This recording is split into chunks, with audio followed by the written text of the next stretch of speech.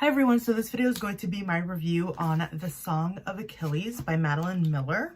Okay, first of all, I've never done my hair like this before, but it's become my new favorite thing. Like, how have I never done space buns before? I don't know. But anyways, this book has been on my shelf for a really long time, literally for years. And at one point I did read the first 100 pages of it, like literally up to page like 101.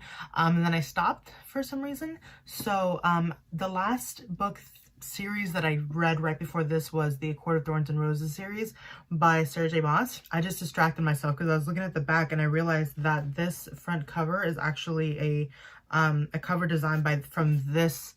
Do you see that right there? That is the original picture. You can't really see it, but that's cool to know. But anyways, I wanted something to like cleanse my palate after I had just finished reading a fantasy series. So I read this one before I got into the Throne of Glass series. Finally got to this. I loved it just as much as I thought I was going to. So the way that I do my book reviews, to try and keep them from being super rambly, is that I go, as I'm reading, I have this little notebook thing that I write all my thoughts in. So I'll mark off something that I want, like, that I wanted to remember, and then I'll write down my thoughts. And then I discovered that at the end of this book, there's actually discussion questions. So I might answer a couple of those because I am that nerdy that when I was in high school, when I was a senior in high school, I literally opened up my school's first book club, because that's just the person that I am. I called it the Book Reader Society because I was pretentious when I was 17, apparently. The irony of that is that in that book club, we ended up reading my least favorite book of all time that I've read so far. But yeah, basically 10 out of 10 on this book. I absolutely loved it. So I was never actually like a mythology kid. When the Rick Riordan books started coming out, you know, Percy Jackson, I was already like leaving high school by the time that those books became popular.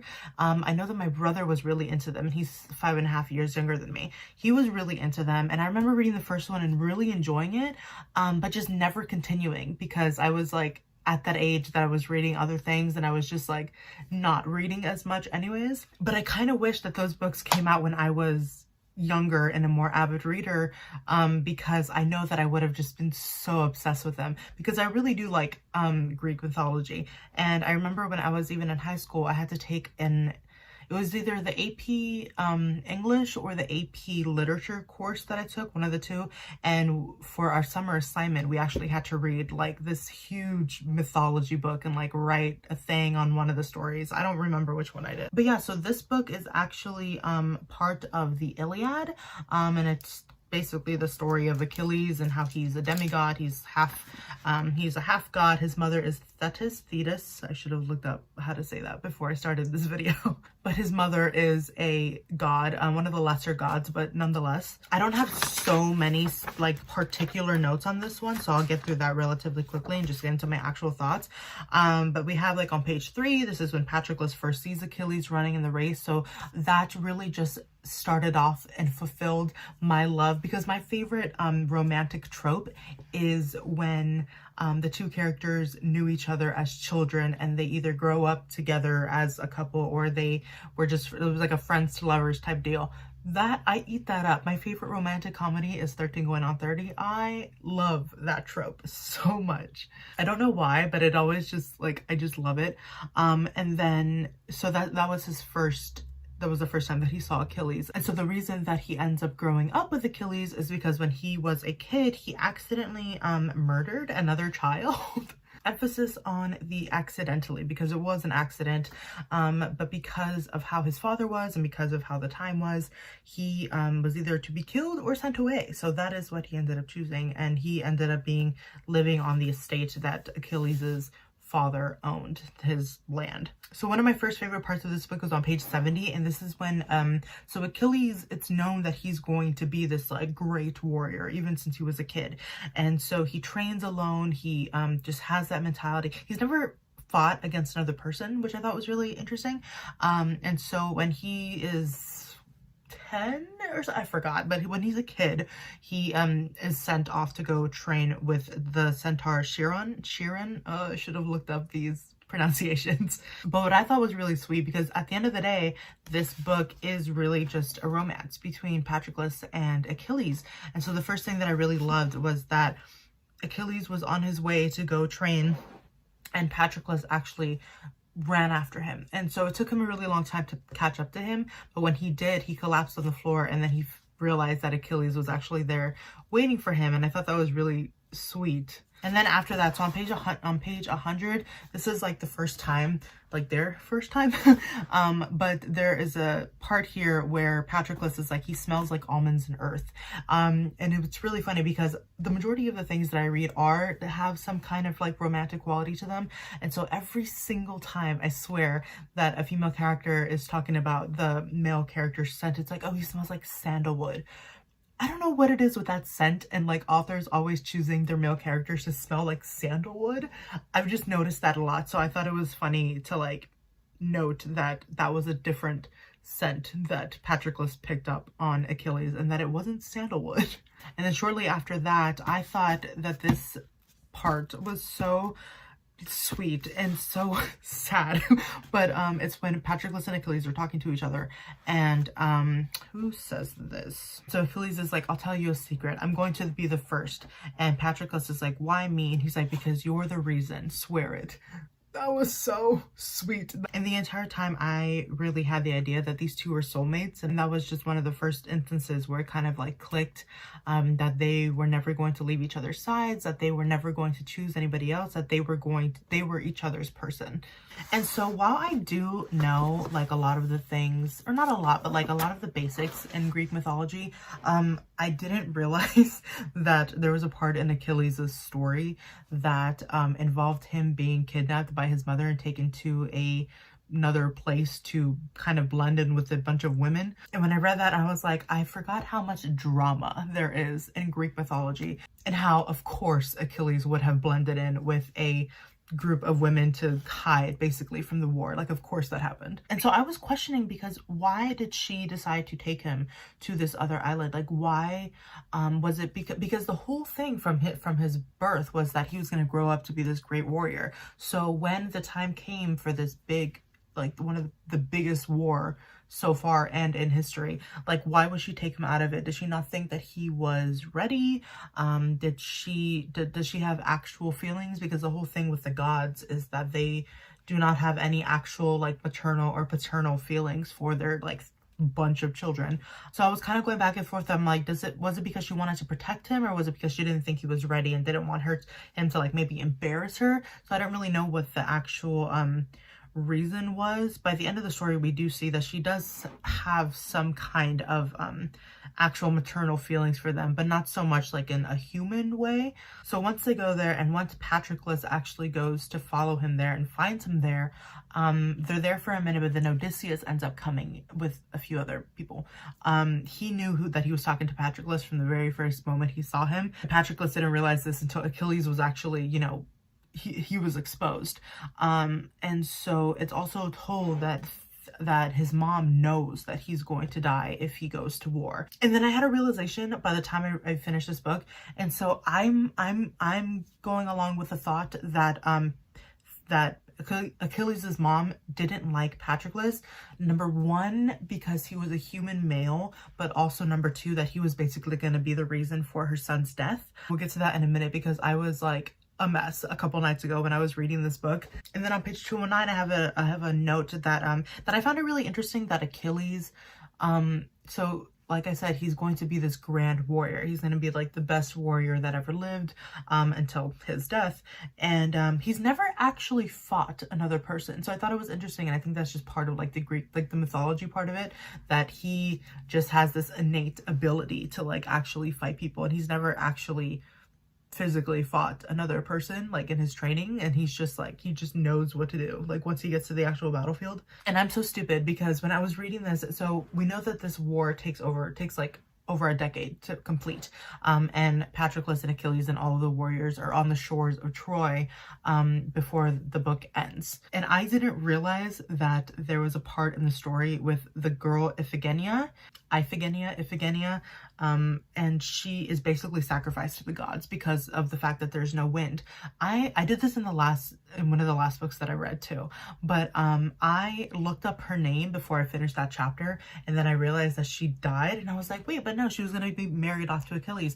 No, 2 pages later, they literally slit her, like they murder her in front of Achilles. And that was another thing that, so he's this warrior, right? He was so distraught after they killed this girl in front of him. And I realized that it's not the same as like being in battle, but I thought it was interesting that he is this grand warrior, but he was so taken back by the death of this girl. It's just ironic considering the fact that he is going to have to kill hundreds of men in the war. Maybe that was the difference, but I just thought that was interesting that he reacted that way to this girl dying when he was supposed to, when he was like the top dog in terms of killing people. So on page 299, this, like, I would say this in my vows. Maybe, I don't know, but there's a part on page 299 that I think everybody knows this part, where Patroclus is like, he is half of my soul, as the poets say. That is so romantic. They're literally soulmates. I love them. And so, okay, so on page 324, there is a part, wait, to go back. So I've seen the movie Troy, you know, the movie with Orlando Bloom and Brad Pitt as Achilles and all that jazz. I've seen it. I saw it a long time ago, but so I don't remember everything, but I remember enough. I feel like that movie is like burned into everybody's memory. But yeah, so there's a part where Patroclus, well, Achilles is refusing to fight, right? And so Patroclus is like, you need to fight because we're dying and they're not going to survive without you. And so Patroclus is like, and Achilles is not fighting because of his pride, basically. And so Patroclus is like, I need you to go out there and fight, but if you're not going to, put your armor on me and I will go out there and pretend I'm you, and they'll be scared and run off. And so Achilles is like, okay, but just don't fight them. Promise me you won't fight them, because Patroclus isn't trained as a fighter, so he would probably die. So as I was reading this part, I had again, I haven't seen this movie in years. I had a flashback to this freaking movie when in the movie Achilles' cousin dies because he gets into a fight with his cousin's armor and then ends up getting killed. And I was like, oh my god, Patroclus is gonna die. I obviously knew that Achilles was gonna die. I didn't realize that Patroclus was also going to die. Like, I guess I kind of knew that, but like it wasn't at the front of my brain when I was reading this part. So I read the rest of this was when I finished the last like 100 pages in one sitting. So I was like frantic reading the rest of this book, and oh my god. So naturally we know that Patroclus goes into war, and he kind of just gets ahead of himself a little bit, and he thinks that he can do more than he can. Achilles is kind of in the back of his head telling him, or like, he knows that he should go back, but he decides to just move a little bit further and try and get things done. But then he ends up facing Hector, and then Hector kills him and he dies. This is the last like 50 pages of the book, and I have more little note things on these pages than I do in the entire rest of the book. So we get to this part, and there was a whole prophecy that Achilles won't die until Hector dies. And so Patroclus facing Hector was like, oh my god, if Hector kills me, Achilles is gonna know, and he's gonna go after Hector, and then Hector will die because Achilles killed him, and then Achilles will die. So Patroclus is like begging him to not kill him, not even for his own life, but because he knows that Achilles will die if Hector dies, and he doesn't want him to die. So he's not even begging for his own self. He's literally begging, thinking of Achilles, and Achilles is the last thing that he thinks of before he dies. And I was like, I mean, I literally, can you see that? Like, yeah, that is what started happening after I read that book. And then the very next part, I was like, wow, go ahead and dig the knife a little bit deeper into my heart. So Achilles, it's kind of from his point of view, and he's like, oh, I can see far off in the distance that somebody is getting killed. He's like, I don't know who that is, but Patroclus will be able to tell me. Are you kidding me? I was literally, no joke, crying. I am in no means one of those astrology girls, but I'm a Cancer, and I was very emotional. Like, I remember, like, I know that everybody said that this book, like, makes you cry and that the ending is horrible. I didn't really have that many emotions up until this point of the book. And I remember even being like, if this book doesn't make me cry, like, uncontrollably in the next 50 pages, I will be disappointed. I was not disappointed, because I could literally, so when I read, I sit in the middle of my bed and I'm like crisscross, and I have a pillow, and then I have my book, and I kind of like lean over and read it. I literally could not read the book because I had like tears falling onto my glasses and I literally just could not see. I was a mess. Let me tell you, I was just not okay. And it was just a roller coaster of emotions from that point on, because we know that Achilles is going off to kill Hector, and he even tells them, he's like, when I'm dead, I charge you to mingle our ashes and bury us together. Like, are you kidding me? I could not handle that. I could not. And then we get to the part where Achilles finally gets killed by Paris, and he heard the arrow coming to his back. He knew it was coming and he didn't move. And he even, as he got hit, he was falling to the ground smiling. And I was like, oh my God, he didn't even move and he's smiling because he knows that he's going to see Patroclus. But the kicker is that Patroclus is not in the underworld. So not only is Achilles and Patroclus both dead, but they are not together in the underworld. And the reason being is that Pyrrhus, whatever, Achilles' little snot-nosed 12-year-old son ends up coming to take his place to, you know, win the war. And he refuses to let, I mean, their ashes are mingled together, but he refuses to let them be like buried together and like have Patroclus's name etched next to Achilles's. I was so mad. I was like, if this is how this book ends, I don't think I'm ever going to recover. And then on top of all of that, they actually, or Achilles' son, kills Briseis. And this is a woman who was one of the first girls that Patroclus and Achilles took off of like the pedestal, because they would have a bunch of girls just throughout the camp because it was all men and it was just how it was. And so she was the first one that they actually took with them so that she wouldn't get, you know, abused and raped and all that by the men in the camp. Whoa. And so she actually fell in love with Patroclus, and Patroclus had very deep feelings for her. He did love her, not on the same level as Achilles, and that was even turned down because Patroclus was like, hey, so what if we like, do you want kids? And so Achilles and him, he kind of shut that down, so that nothing ever happened with that. But he very deeply cared about her, and she was in love with him. And so Patroclus is dead. Achilles is dead. And she is killed by Achilles' son. And so I was just devastated by that, because like that was the final straw. Like they killed the three main characters that I loved. And so, but I was thinking, I'm like, is it a mercy that she was killed? Because they already knew that she was with Patroclus and Achilles. So they already knew who she was to them. So it was probably a mercy for her to be killed, so that she wouldn't have to continue living without Patroclus, but also so that she wouldn't be, you know, she wouldn't be turned into some kind of sex slave because of the fact that they knew who she was and they wanted to punish her. So I'm choosing to believe that when she was killed in the water, that somebody came and took her, and now she is just living great somewhere else, because yeah. Oh, and then on page 365, where my heart was pulled out of my chest, and it says, Achilles, it says, and nothing more. He has gone to the underworld, and I am here. So at this point, I was just like, if this book does not end in a way that is good, I'm going to chuck it across my room. And on the and so naturally, we wait until the final page for Patroclus to tell Achilles' mom, as like a ghost, basically. He tells her their entire life story. And so the way that I took that was that this entire book was him saying their story to her. That is how I took it, because this book is told in Patroclus's first person perspective, and it is even told in that perspective after Patroclus is dead. So after he's dead, we're seeing everything from his point of view as basically like a ghost. And so I took him telling Thetis sounds right, Thetis. But I took this entire book being his life story that he told her in order to kind of have her understand who Achilles was, because she never knew him.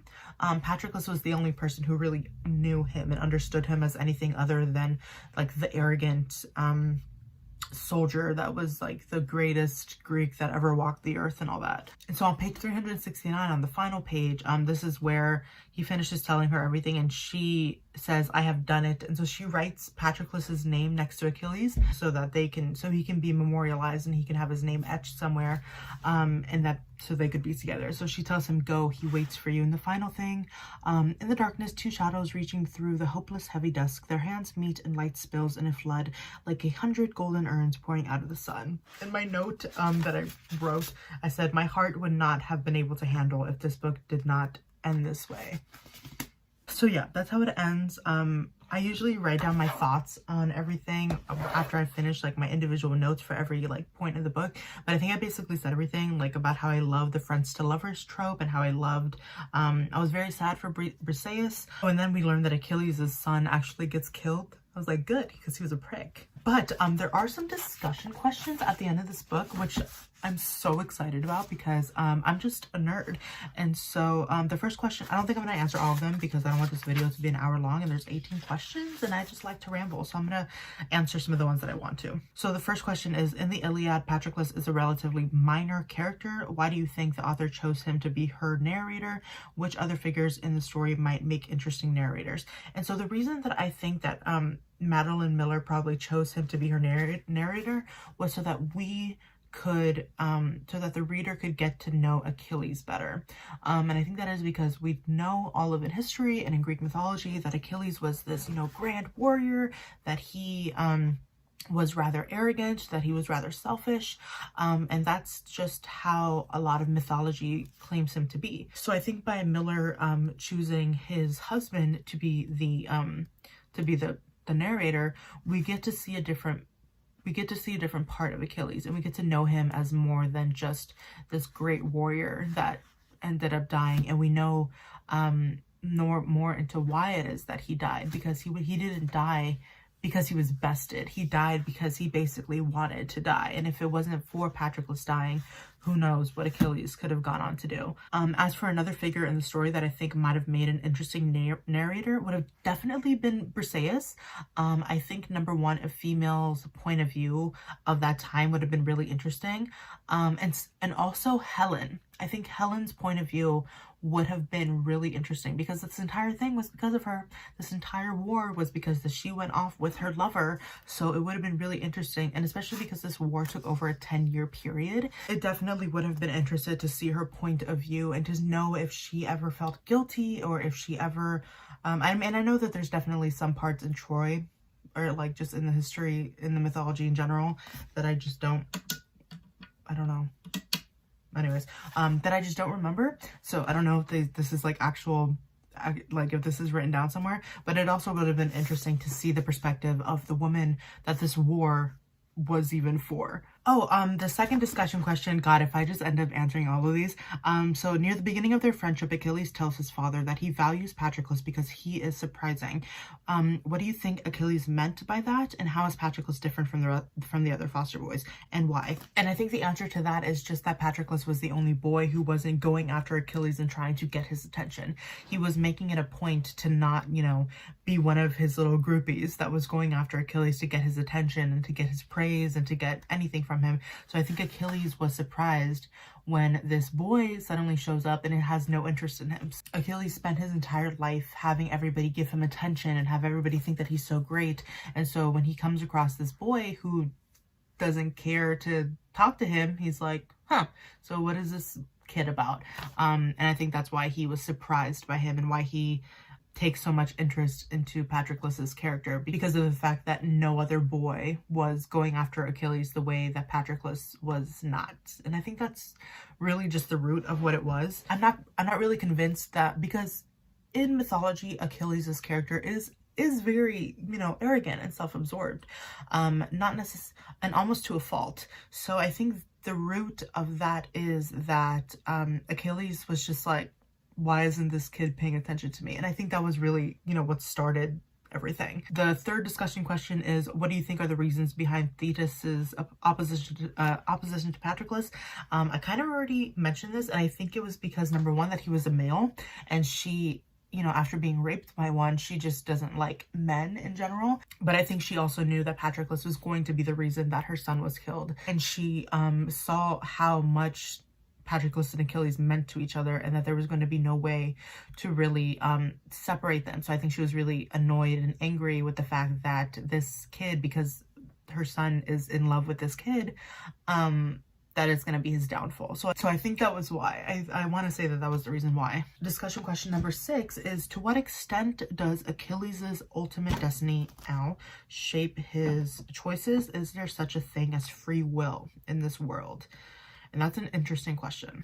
I try not to like let myself get too existential with my thoughts, because it's just a vicious cycle, and at the end of the day there really are no answers.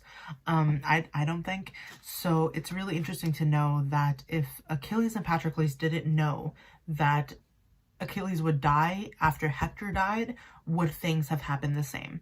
Because ultimately the reason why Achilles died after Hector died was because of Patroclus. But none of that would have happened if Achilles' pride did not allow him to not fight for all of the Greeks, because he wouldn't get an apology from Agamemnon. So at the end of the day, it's like, whose fault is it? Is it Patroclus's fault for actually fighting when he was told not to? Is it Achilles' fault because of his pride not going to fight in the war? Is it Agamemnon's fault for kind of turning the soldiers against Achilles during the plague, which led to Achilles not fighting? There's just so many moving parts to what led to what happened. So it's really interesting to say, if they knew what was going to happen, would they have still done the same things? And to an extent, I don't think that Achilles cared about his ultimate destiny because of the fact that he was so prideful, because of the fact that he could have simply just been like, I don't need Agamemnon's apology to actually go and fight for my men. So I don't know. That's I didn't really answer the question, I guess, because that's just a hard thing to answer. It's one of those what if questions that you can't answer. Which leads to number 7. Historical events can sometimes turn upon the will or personality of a single person. Aside from Achilles, are there other characters whose faults or virtues significantly affect the Trojan War's outcome? So I think Agamemnon is at fault to a certain degree. I think that Hector is at fault for a certain degree, because if he just I don't know if Hector knew who Patroclus was, or maybe if he was a little bit smarter, he would have been like, why is this person in Achilles' armor? And maybe he could have been like, hey, I'm going to let this guy live because I think he might be somebody important to Achilles.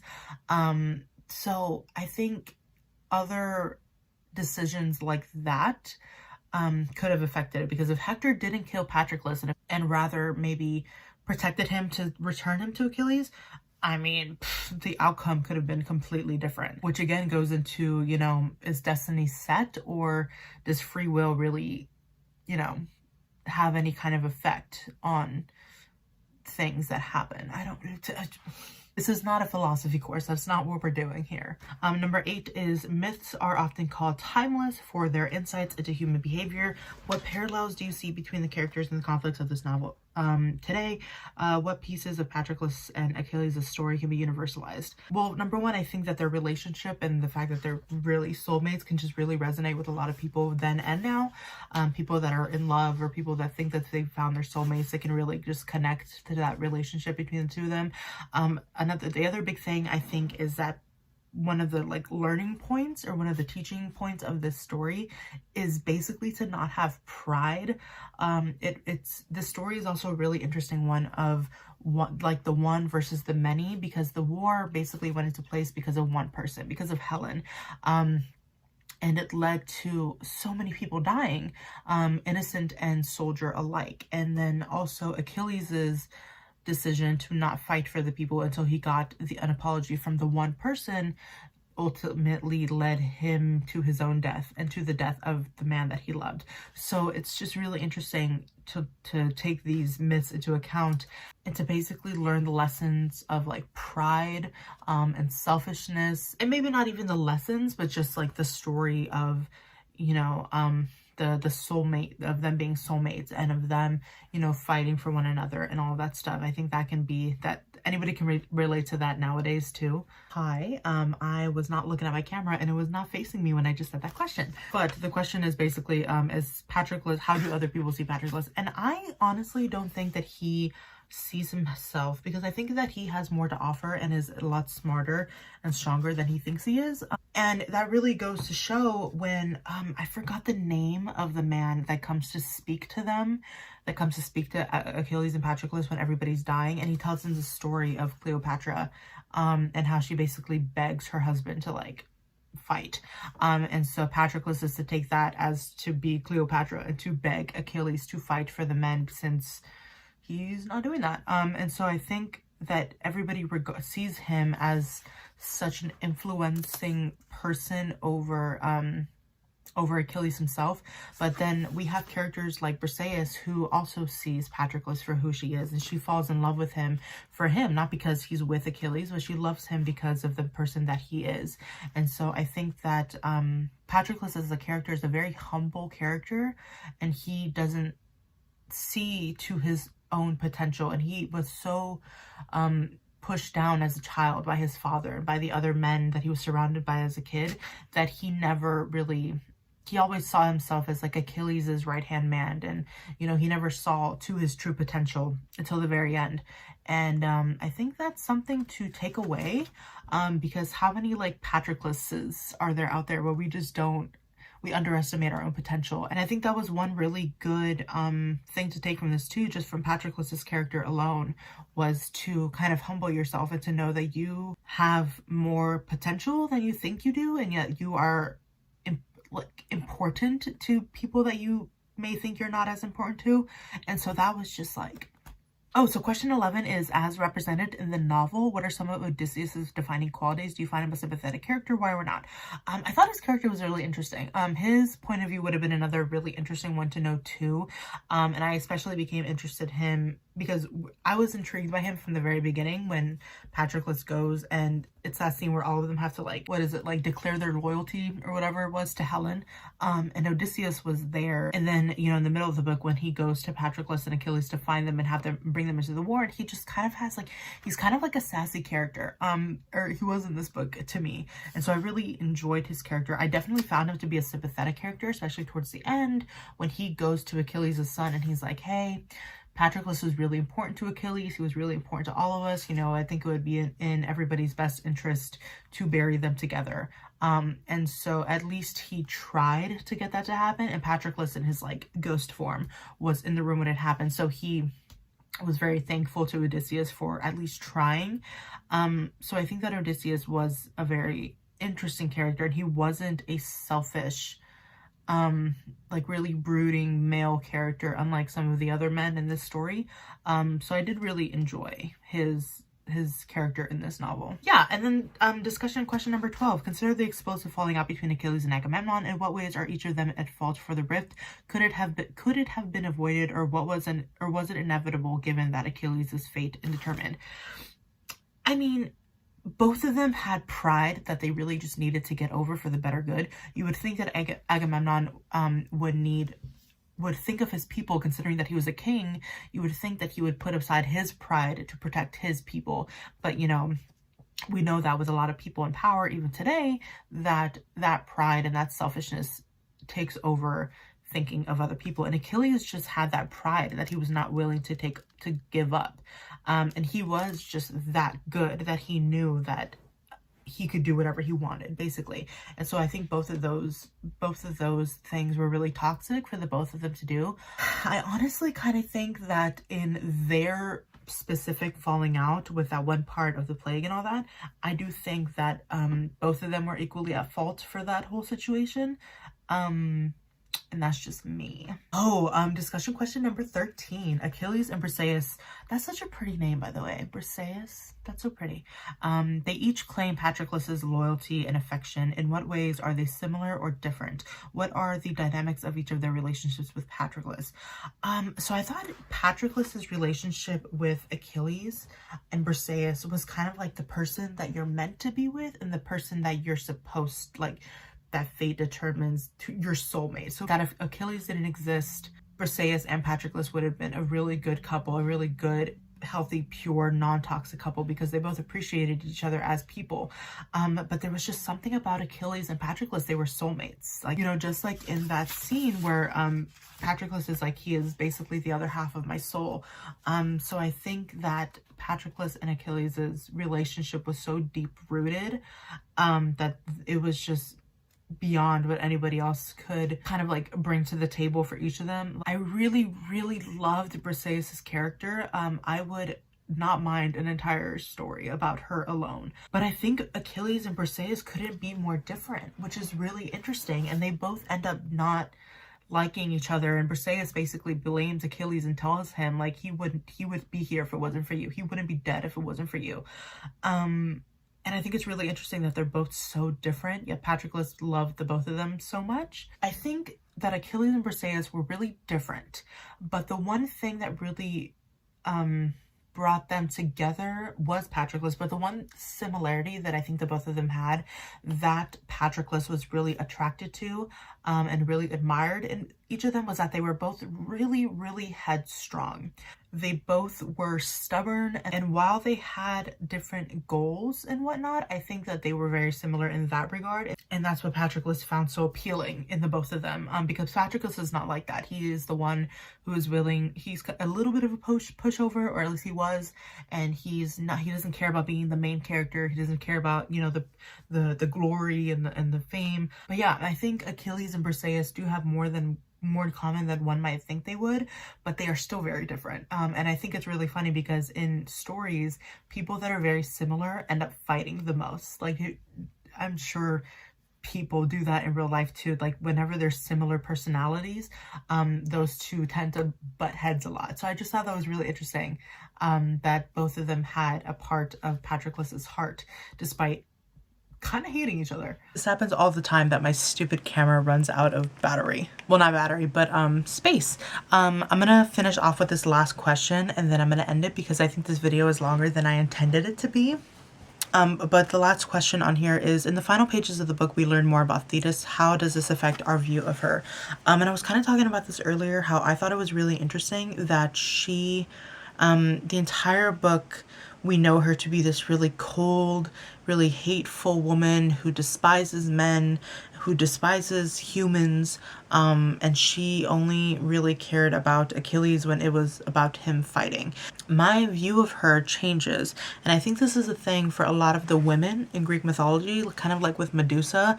And I know that Madeline Miller has another book called Circe that I really want to read, because I think the Greek mythology kind of paints her in a negative light, and I think Miller's book kind of gives a different perspective to her story. So I really want to read that book. But I think that the end of this book really affects my view of her. It basically kind of gives her character a little bit of a 180 because of the fact that I mean, it doesn't take a lot for her to etch Patroclus's name next to Achilles, but the fact that she did it shows that she does in fact care. That she's not just this god of a woman who is, you know, impartial to humans, doesn't care. Zeus might be that way, but she cared. And I think Patroclus's words affected her so much that she wanted to help them be together. So I thought that was really cool that her kind of story arced that way. But yeah, basically I think it just changes our perspective of her and goes from being a cold woman to maybe like somebody who has a little bit of a heart.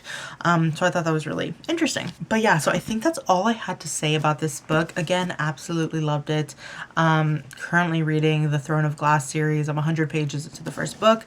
At one point I will have to get the Circe book that by the same author, because I really enjoy Greek mythology and I would love to get more into it. But yeah, if you have read this book, I would love to hear your thoughts on it. Go ahead and answer any of the questions that I just asked. I'm sure you could look it up. It's just discussion questions at the end of the Song of Achilles book, if you look them up. Answer any of the questions that I did down below. I would love to hear your thoughts on it. Has anybody read the Circe book and did you like it? I would love to know also. Yeah, so please leave all your thoughts and comments down in the description. No, in the comment section. But yeah, thank you all so much for watching, and I will see you in my next video. Bye-bye.